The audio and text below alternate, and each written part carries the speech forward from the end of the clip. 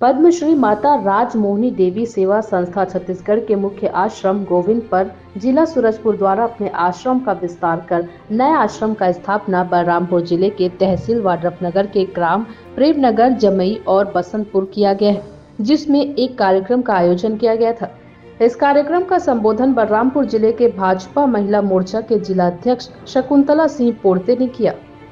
राम सीताराम बहुत ही अच्छा लगा और बहुत सुकून मिला कि हमारे समाज के लोग आज भी पद्मश्री से सम्मानित हमारी राजमोहिनी माता, जो कि गौड़ समाज के लिए मिसाल है, जिन्होंने बताया कि वास्तव में भगवान है और उनको भगवान की चमत्कारिक शक्तियां प्राप्त भी थी।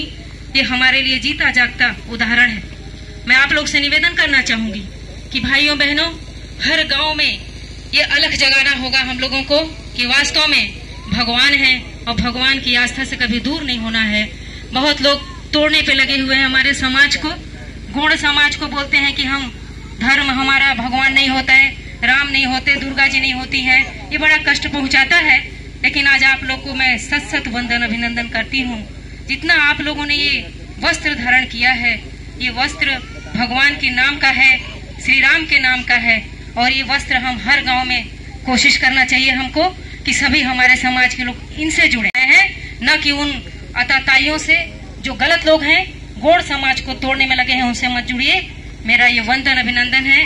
और इस पावन धरा पे आकर के मैं अपने आप को बहुत ही सौभाग्यशाली महसूस करती हूँ, क्योंकि आज यहाँ राम सीताराम का जो जाप हुआ है बहुत अच्छा लगा है। और मैं भी भगवान की भक्त हूँ और भक्ति पे भरोसा करती हूँ। मैंने तो बोला है मंचों से कि निकाल दो गौड़ जाति से, मुझे गम नहीं है।